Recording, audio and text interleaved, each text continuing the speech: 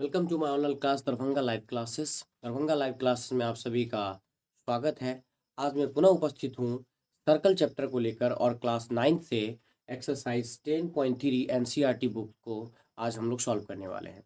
तो आज NCERT book का सर्कल चैप्टर का 10.3 सॉल्व करने वाले हैं। इससे पहले 10.1, 10.2 और सर्कल का इंट्रोडक्शन पार्ट ऑलरेडी हमने बनाए हैं। आप उसका वीडियो भी देख सकते हैं, डिस्क्रिप्शन में उसका लिंक हमने दे दिया है। आप वहाँ से उसको समझ करके आप इंट्रोडक्शन पार्ट को समझ करके 10.1 को समझ लेंगे और 10.2 को समझ लेंगे। अगर आप ये दोनों समझ जाएंगे दोनों एक्सरसाइज को, तो 10.3 समझने में आपको बहुत ही आसानी होगी। तो you must watch that 2 videos and introduction past specially.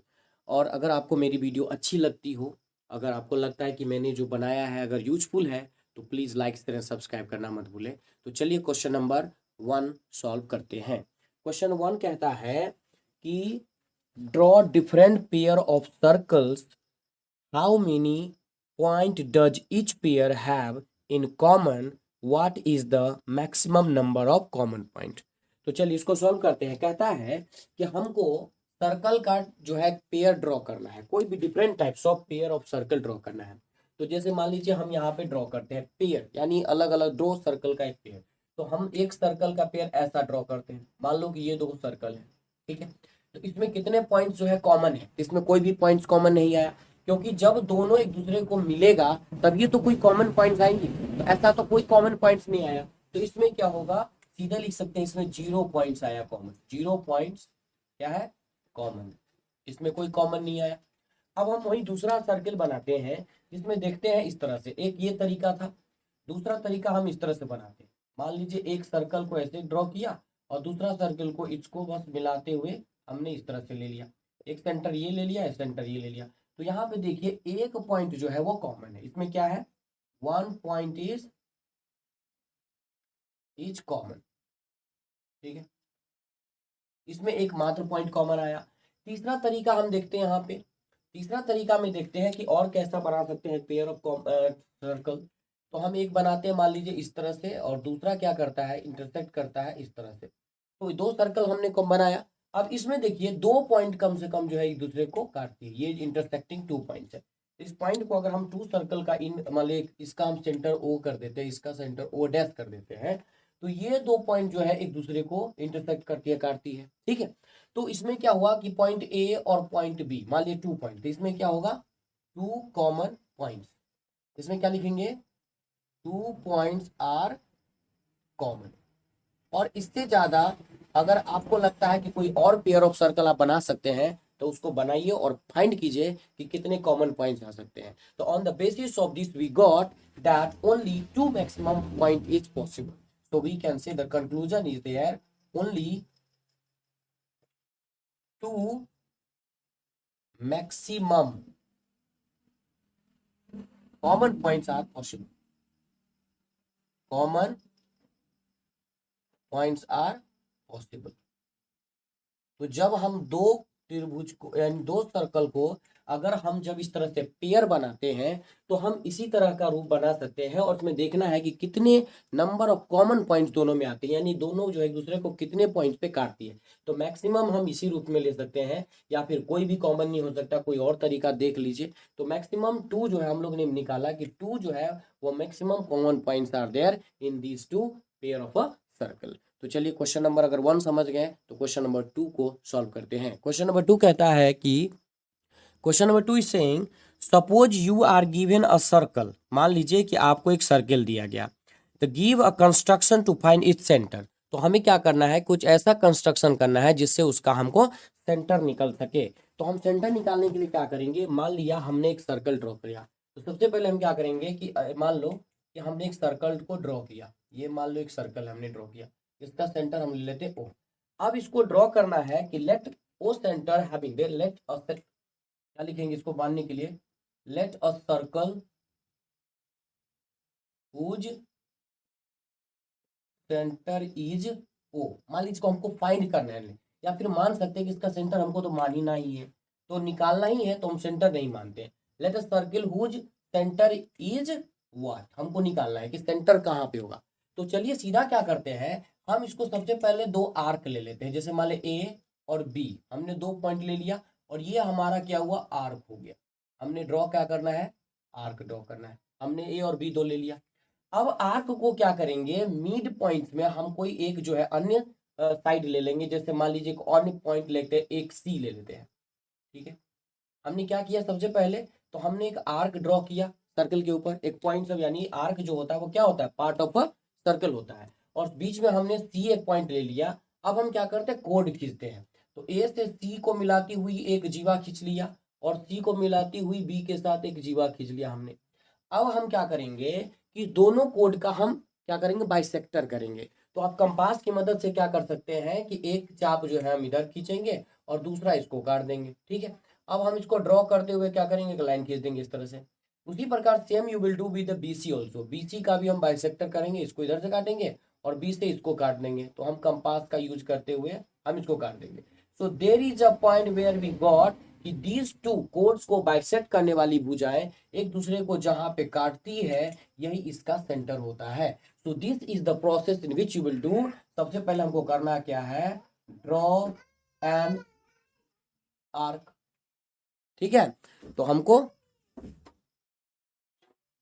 तो मान लीजिए हमने क्या किया, draw an arc A B. हमने ए बी एक आर्क ड्रॉ किया। यहाँ पे आप लिख सकते हैं draw an arc A B. हमने क्या किया, तो ए बी एक आर्क खींचा, है ना। अब दूसरा नंबर में क्या करता है,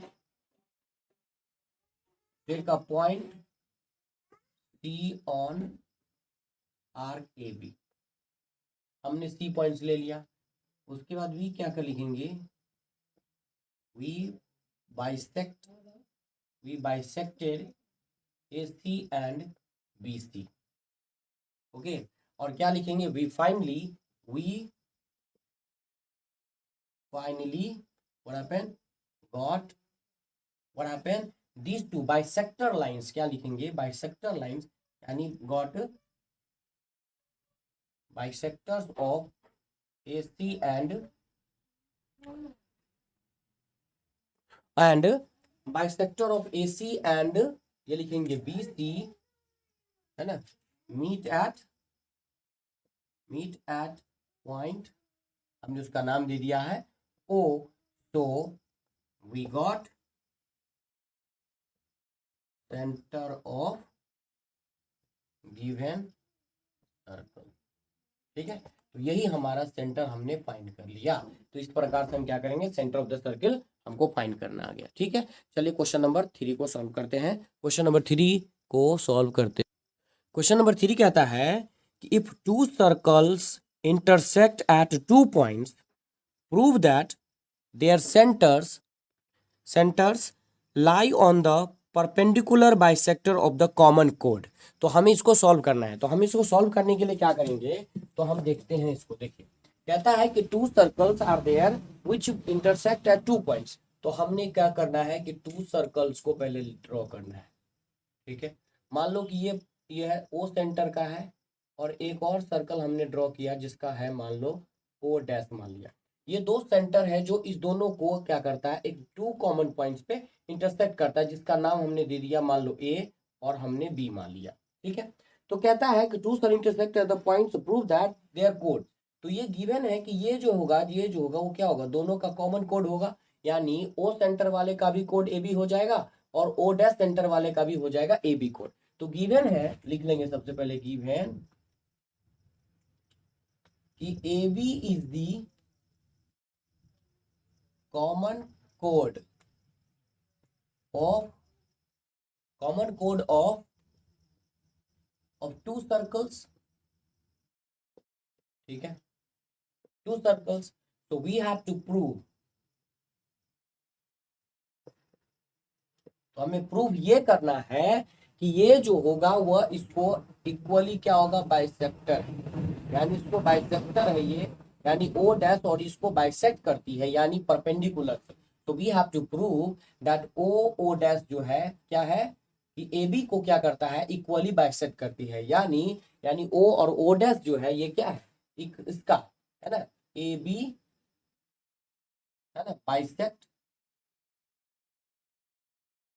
एट 90 डिग्री। यानी 90 डिग्री यहाँ पे एंगल के साथ ये इसको बाइसेक्ट करती है, परपेंडिकुलर बाइसेक्टर। तो परपेंडिकुलर तभी होगा जब वह 90 डिफॉर्मेशन करेगा। ठीक है, तो हम इसको निकालने के लिए हमें कुछ कंस्ट्रक्शन करने होंगे। तो कंस्ट्रक्शन क्या करना है, तो देखो कंस्ट्रक्शन प्रूव करने के लिए हमें कंस्ट्रक्शन करना है। क्या करना है, हम इसको O को A के साथ मिला देंगे और O को B के साथ मिला देंगे। तो ये तो हो गया रेडियस, और इसको मिला देंगे इसके साथ, यहाँ मिला देंगे इसके साथ। ठीक है, तो हमने इसको मिला दिया। अब यहाँ पे क्या हुआ, हमारे पास ट्राइंगल बन गया। तो अब लिखेंगे, क्या करेंगे, अब लिखेंगे ट्राइंगल। कंस्ट्रक्शन में देखिए क्या करेंगे, तो कंस्ट्रक्शन में हमने ये काम कर दिया। कंस्ट्रक्शन में क्या किया कि हमने क्या मिला दिया, O को A से और O को B से। तो क्या करें, कंस्ट्रक्शन में ज्वाइन करेंगे। क्या करेंगे, हमने ज्वाइन किया OA OB, उसके बाद हो गया O' A and O' B and O' B को हमने ज्वाइन किया। अब ज्वाइन करने के बाद क्या करेंगे, टू प्रूव, हमको प्रूव करना क्या है, तो प्रूव करने के लिखेंगे, अब लिखेंगे in triangle AOO' and triangle BOO'। हम इस दोनों ट्राइंगल में देखिए क्या कर सकते हैं। सबसे पहले इन दोनों ट्राइंगल में देखिए कि AO यानी AO बराबर क्या होगा, BO। ठीक है, ये रेडियल है, रेडी है ट्राइंगल का, इस ट्राइंगल का, यानी इस सर्कल का जो है सेंटर O का ये रेडियल है, तो दोनों का बराबर होगा, यानी रेडियस हमेशा बराबर होता है। उसके बाद यहाँ देखो O' A बराबर होगा O' B, ये भी हो जाएगा रेडी इसका। तो O' सेंटर का ये भी बराबर हो गया। और तीसरा नंबर देखिए कि OO यानी O' बराबर हो गया O', ये क्या होगा, कॉमन हो गया, दोनों में है।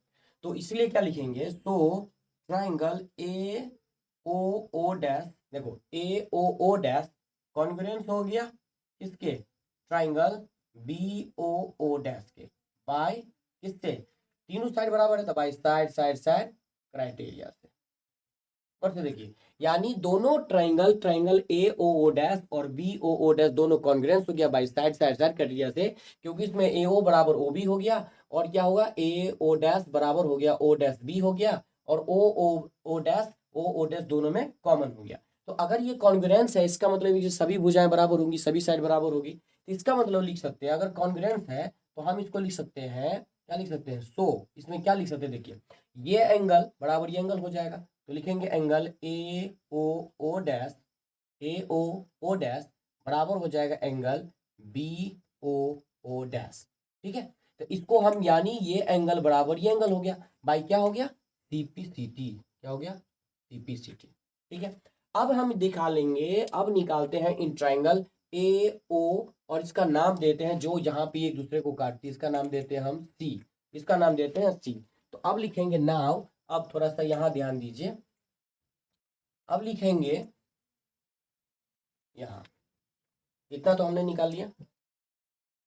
अब लिखेंगे, यहाँ तक समझ गए आप, देखिए अब लिखेंगे now again, now in triangle AOC and triangle BOC and triangle, देखिए एंड ट्राइंगल BOC। ठीक है, यानी AOC और ट्राइंगल BOC, इस दोनों में देखिए क्या क्या है। तो सबसे पहले क्या है कि AO बराबर हो गया OB, रेडी, मतलब दोनों त्रिज्याएं बराबर है। उसके बाद देखिए कि OC बराबर हो गया OC, यानी कॉमन है दोनों में, OC बराबर OC। और तीसरा एंगल AOP बराबर हो गया एंगल BOC, यानी ये कोण बराबर ये कोण, है ना, ये हो गया हमको गिवन है, क्योंकि यहाँ पे AOO' बराबर है BOO'। तो अभी हमने ये किया था, तो इसके आधार पे हम कह सकते हैं कि ये बराबर है। ठीक है, तो अगर इसके आधार पे ये बराबर है, इसका मतलब हो गया कि ये दोनों ट्राइंगल भी क्या हुआ हमारा, कॉन्ग्रुएंस हो गया, नहीं, यानी AOC कॉन्ग्रुएंस हो गया हमारा। तो हमने यहाँ देखा कि इसके आधार पे क्या हो गया, साइड एंगल साइड क्राइटेरिया के आधार पे ये हमारा क्या हो गया, कॉन्ग्रुएंस हो गया। देखिए, तो मान लीजिए कि हमने क्या लिखा, साइड एंगल साइड क्राइटेरिया से, तो ट्राइंगल क्या हुआ AOC कॉन्ग्रुएंस हो गया ट्राइंगल BOC बाय क्या हुआ साइड एंगल साइड, क्योंकि ये दो साइड और एक एंगल बराबर है, यानी दो साइड और एंगल बराबर है, इसका मतलब क्या हुआ भाई, साइड एंगल साइड क्राइटेरिया से क्या हुआ, बराबर है। इसका मतलब इसमें हम लिख सकते हैं, तो हम क्या लिख सकते हैं, ए सी बराबर बी सी, यानी सी पी सी टी से, और ये दोनों बराबर है, ये दोनों बराबर है, इसका मतलब क्या हुआ, अगर ये दोनों बराबर है, इसमें क्या हुआ कि इसको इक्वली डिवाइड करता है, यानी ए सी बराबर B C C P C T से हो गया, और ये एंगल बराबर ये एंगल हो गया। अब लिखेंगे एंगल ए सी ओ बराबर एंगल बी सी ओ या बी सी ओ, यानी ये एंगल बराबर ये एंगल, है ना, बाई सीपीसीटी। अब गौर से देखो सीपीसीटी, अब लिखेंगे चूंकि एंगल ए सी बी ये बराबर क्या है,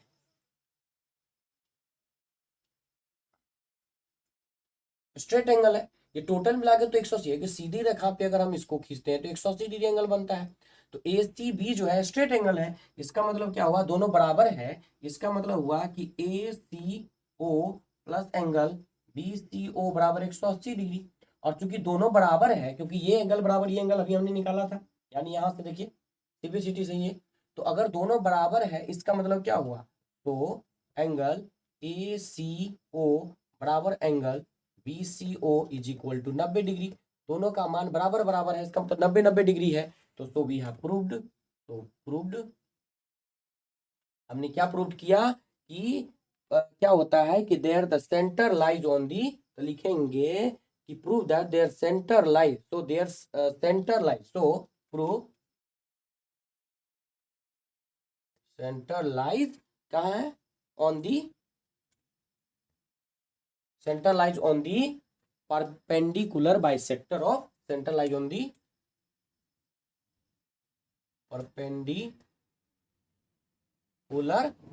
perpendicular center lies the perpendicular bisector of the, क्या हुआ, of the common chord, of the common chord, यानी ये आपका प्रूव हो गया। हमने क्या प्रूव किया, चूंकि इसके आधार पे हमको ये पता चला कि ये जो है 90 डिग्री पे बनता है, तो इसलिए कह सकते हैं कि दोनों का सेंटर लाइज है कहाँ, on the perpendicular bisector of the, क्या होता है, कॉमन कोड। तो कॉमन कोड का जो परपेंडिकुलर बाइसेक्टर है उस पे ये प्रूव करता है, यानी इस पे बाइसेक्ट करती है, ये हमने प्रूव कर लिया। ठीक है, तो ये तीनों क्वेश्चन थोड़ा सा मैंने इसको हर जगह लिखा है, तो आप इसको क्या कर सकते हैं, तो पॉज करके देख सकते हैं और अच्छे समझ सकते हैं। If you may have any doubt, you may comment and subscribe my channel if you like that. Thank you. Have a nice day.